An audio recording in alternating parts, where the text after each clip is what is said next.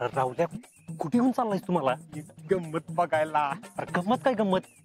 अरे आज्या माझं ठरलंय ना तुझ्या आयुष्य पिक्चर करायचा, म्हणून तर इथं आपण आलोय ना.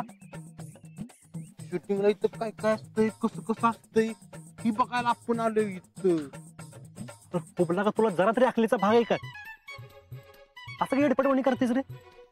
चल घरला चल. अरे थांब किल्ला का, त्याला काय उठतंय? माझं ठरलंय ना तुझ्यावर पिक्चर फिक्स काढायचा. थांब, त्याला काय नाही होत, बघून लगेच जाऊ. थांब. राहुल्या ऐक राहुल्या. हो दादा, जरा हळू बोला की, शूटिंग चाललंय इथं. सॉरी सॉरी, ते जरा मी बरं काय काम काय तुमचं इथं? कोणाला भेटायला आले का? म्हणजे आम्ही पिक्चरचं शूटिंग कसं करतायत त्याचा अभ्यास करायला आलोय. अभ्यास शूटिंगचा का हो? आम्ही पिक्चर काढणार आहे ना मोठा. पिक्चर काढायचंय? कोणी आपल्या काही माहिती आहे का? हा, थोडं थोडं माहिती आहे, जास्त काय नाही. पण होय हो, तुम्ही सांगशील सगळा पिक्चर कसं कसं करतात, काय काय लागतं शूटिंगला सगळं? बरं बरं सांगतो, ऐका. पिक्चर काढायचा ना, आधी एक स्टोरी लागते, म्हणजे गोष्ट. त्यासाठी एक लेखक हवा. स्टोरी रेडी आहे आपली. काय बोलता? कोणी लिहिली? मीच लिहिल्या. अजून सांगा की पुढे काय काय लागतं ती. आणि अजून आहे ना, कॅमेरामन लागतो, ऍक्टिंग करायला आर्टिस्ट लागतात, त्यानंतर बरेच डिपार्टमेंट असतात, साऊंड आर्टिस्ट, आर्ट, प्रोडक्शन, अशी सगळी मंडळी. होय, त्या तिथं खुर्चीत गॉगल घालून बसलेलं ते कोण आहे? ते वय तेच तर लय महत्वाचा माणूस आहे, डिरेक्टर साहेब आहेत ते. म्हणजे त्यांचं नेमकं काय काम असतं? अरे तेच ते सगळं ठरवतात, ऍक्शन कट सगळे तेच बोलतात. तू सगळ्यांचं सांगितलंस ते खरं आहे. तुझं काम काय नेमकं? मी सागर, इथला स्पॉट बॉय. इथे आहे ना माझ्याशिवाय एक पान पण नाही आलं. लय मेन माणूस आहे बघा. पण काय आहे ना, इथं नाव लागतं पिक्चरला ते फक्त खुर्चीत बसलेल्या माणसाचं. काय कळलं ना? हा, कळलं कळलं भावा. म्हणजे ते जसं सांगणार तसं बाकी सगळे काम करणार. हा बेस्ट. पण तुम्ही कोण हो? हे अजिंक्य शिंदे आणि मी राहुल ताटे. माझं सलून आहे गावात. आणि हे फौजी आहेत आर्मी तिकडं जम्मू काश्मीरला. आत्ताच्या एका मोठ्या मिशन वर ना आलाय त्यो. त्याच्यावर तर मी पिक्चर करणार आहे ना. हे बघितलं का, हाताला गोळी लागल्या एवढी मोठी. राहुल्या गप की जरा. तुम्ही फौजी आहेत व्हय? अरे वा वा वा, एक नंबर. तुम्ही काढा पिक्चर, आणि काय पण मदत लागली ना तर मला बोलवा नक्की. सागर होय, जरा जवळनं जाऊन बघायला मिळेल काय? त्यात काय एवढं, चला दाखवतो. अहो नाही राहुल्या, कळलं तुला आता सगळं, कशाला पाहिजे अजून? अरे घरी चल राहुल्या, शीतली चिडली असेल, चल घरी. एकदा बघून मग जाऊ. आणि शीतलला मी सांगतो तुझ्याच फौजीवर पिक्चर करतोय म्हणून मी, मग काय नाही बोलत. चल सागर बाय, चल. चला जाऊयात.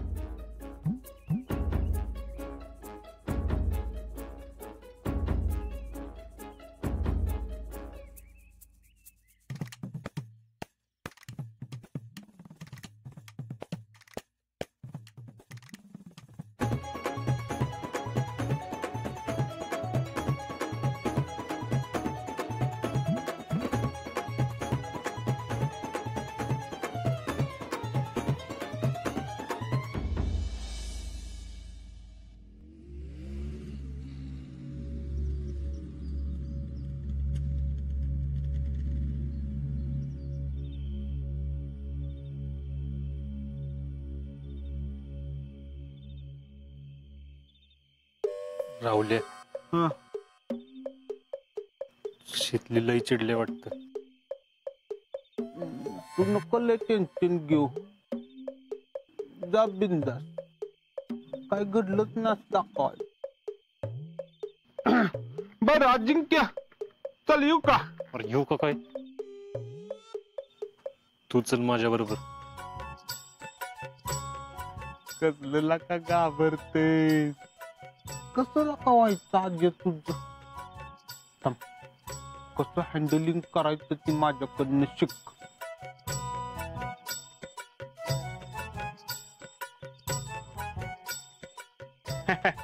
काय मग शीतल, निवांत थांबल्यास वाऱ्याला? अगं आज आम्ही असली गंमत केली ना, सांगतो तुला. काय द्या होय. होय, हो. असं काय काय केलं तुम्ही?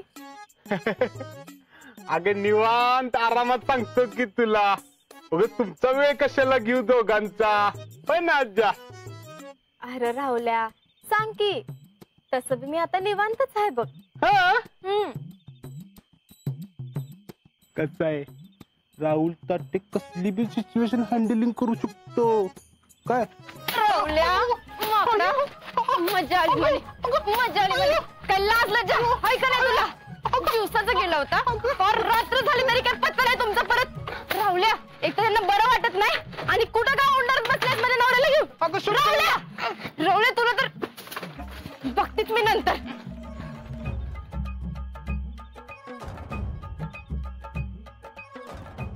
ओ, तुम्ही कुठं निघाला?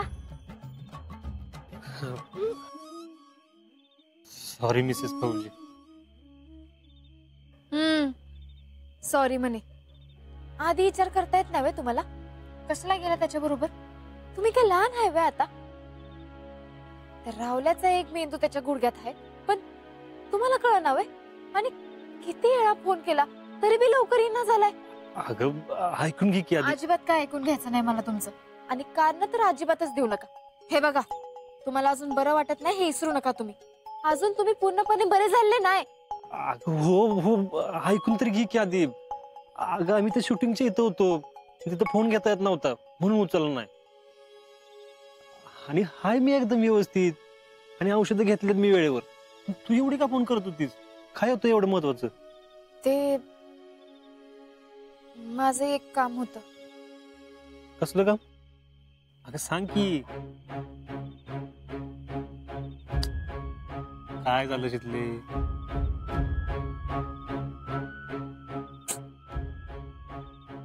काय नाही, तुम्ही लवकरात लवकर बरं व्हावं असंच वाटतंय मला. एवढंच वय? अगं मी होणारच आहे की मध्ये. आणि कशाला काळजी करतेस तू? अहो नाही, तसं नाही. ते मला जरा. शितले स्पष्ट बोल, काय झाले? अहो घरात सगळ्यांना, म्हणजे मामा मामी जीजी सगळ्यांना असं वाटतंय की तुमचा हात होईल बरा, सगळं नीट होईल. पण तशी जखम लई मोठी आहे ना, तर पुढं जाऊन तुम्हाला त्याचा त्रास होऊच शकतो की. असं कसं त्रास होईल? रिकवर होण्यासाठीच घरी आलो ना मी. आणि परत कशाला काय होतंय मला? मला कळना झालंय मला काय बोलायचंय ते. आता आहे का? तू स्पष्ट काय बोलणंच म्हणलं कसं कळ?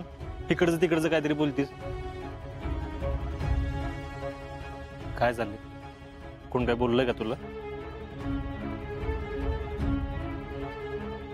बर, मी तुम्हाला नीट सांगते काय आहे ते. आपल्या घरातल्यांचं असं मत पडलंय की. शीतल, काय ग?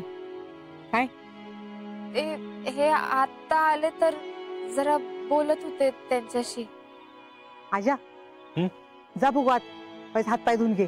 आताच तू बाहेर नाही आलेस ना, जा जरा पाय पाणी घे जा. शितले, आपण नंतर बोलू.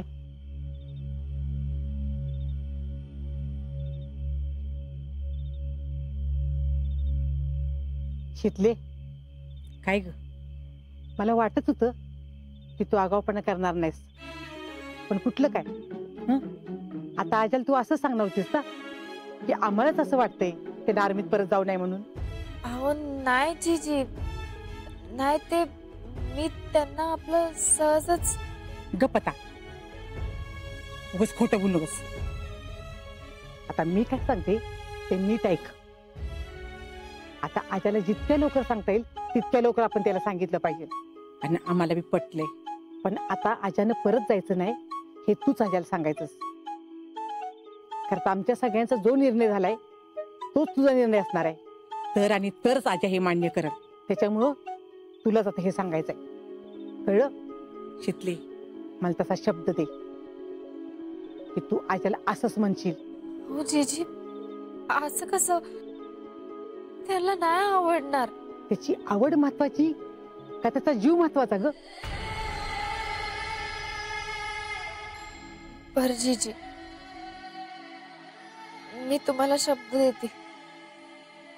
तुम्ही मला जसं बोलाय सांगाल तसंच मी बोलीन. असंच म्हणायचं. त्यानं परत आर्मीत जाऊ नये हा तुझा निर्णय आहे. कळलं?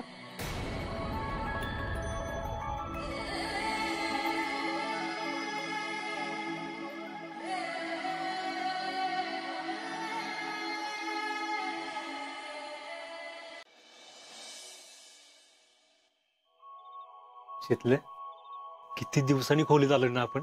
मला तर कधी कधी असं वाटतं की आपलं लग्न होऊन नुकतेच 2-3 दिवस झालेत आणि मी या घरात आले. का असं का? अहो, तुम्ही इथं कुठं असता? तसा वेळेचा हिशोबच लागत नाही ना मग. आणि असलं तरी कुठे नीट बोलतीस माझ्याशी? आता असं का म्हणताय? मी कधी तुमच्याशी नीट नाही बोलले? नाहीतर काय, मगाशी काहीतरी सांगणार होतीस, कुठं सांगितलंस तर? हा ते वय ते काय नाही, जाऊ द्या. हेच म्हणतोय मी.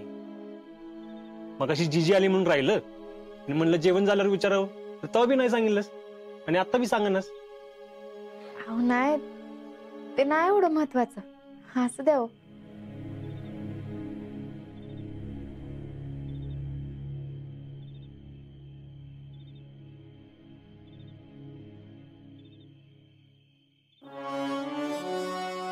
तुमची वर्दी. असू दे, ठेव बाजूला, मी करीन नंतर इस्त्री.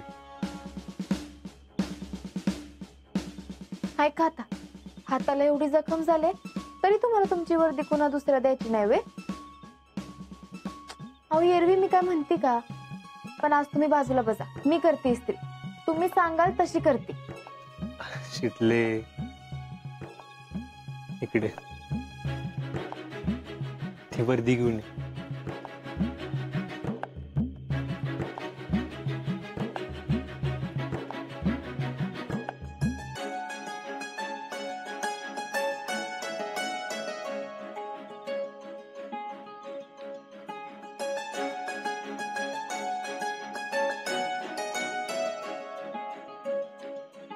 काय हो? एवढं काय बघताय वर्दीकडं? काय माहित, पण या वर्दीकडे नुसतं बघत जरी बसलो ना तरी भारी वाटत. शितले, प्रत्येकाचं लहानपणापासूनच एक स्वप्न असतं. तसं माझं हे होतं, आपल्या अंगावर आपल्या देशाची वर्दी असावी. आणि शितले, ही वर्दी म्हणजे माझ्यासाठी फक्त कापड नाही, ही वर्दी म्हणजे माझा अभिमान आहे, माझा प्राईड आहे.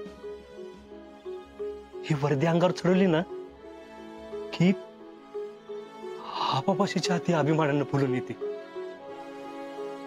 आपाप मान ताट होती, आपापासून अंगात लढायची ताकद येते.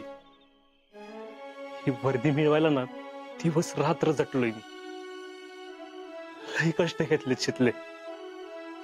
म्हणजे मी काहीतरी भारी काम केलंय, हे मोठं काम केलंय असं म्हणून नाही बोलतोय मी.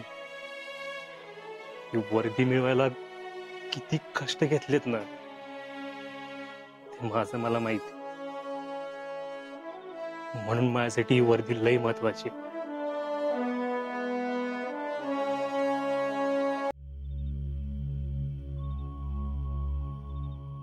हे बघ शितले, आईने मला लहानपणीच आर्मीची वर्दी घातली होती. मला वाटतं तिची पण तीच इच्छा असावी की मी आर्मीत जावं. आणि आज जेव्हा ही आर्मीची वर्दी घालतो ना मी, तेव्हा त्यात आईच्या पदराची, तिच्या मायेची ऊब जाणवते शितले. भाऊजी, तुमच्या वर्दीवरचं प्रेम मला कळतंय हो, पण हे घरातल्यांना कसं समजावून सांगू? तुला सांगतोस मी काय बी बडबडतोय का शितले? हो नाही, उलट लई भारी बोलताय बघा. बोला तुम्ही. असं तर मी रात्रभर बोलत बसेन. आणि मी ऐकत बसेन. बोला की. बघ, नंतर कंटाळशील तू. अहो नाही, तुमच्याशी बोलायचा, तुमचं बोलणं ऐकायचा कसला आलाय कटा. आणि तसं बी एवढं सगळ्या दिवसांचा कोटा भरायचा की मला.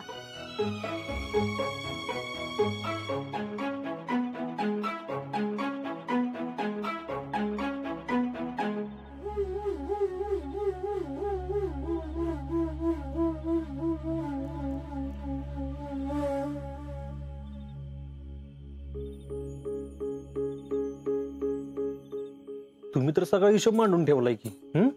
तुम्ही परत गेला की हे साठवलेलं बोलणं आठवूनच तर माझा दिवस सरतो. असं मग काय तर. तुम्ही असं आर्मी बद्दल भान हरपून बोलता का नाही, तर मला लईच भारी वाटत. तुमच्या डोळ्यात का नाही एक वेगळीच चमक दिसते. खरंच का? नाही का आता मी कशाला खोटं बोलते? खरंच की. बोला की तुम्ही. परत आपलं बोलणं अर्धवट राहील बघा. माझी जाऊ कुपवाड्याला बदली झाली ना, आणि आम्ही जाऊ तिथं गेलो ना, तेव्हा आई शपथ एवढं भारी वाटलं ना. असं वाटलं की आता आपण जेवढं कष्ट घेतलेलं ना त्याचं चीज झालं. आणि आजवर आपण जे स्वप्न बघत होतो ना, ते आता सत्यात उतरलंय.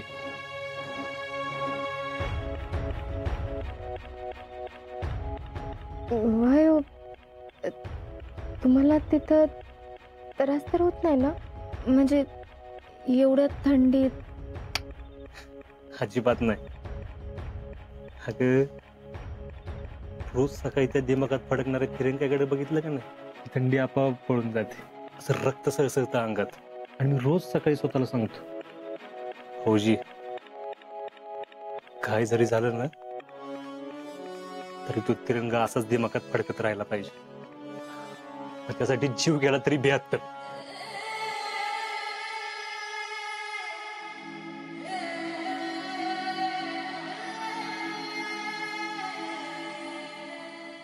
शिरले, देशासाठी लढताना येणाऱ्या वीर मरणापेक्षा भारी मरण नाही बघ.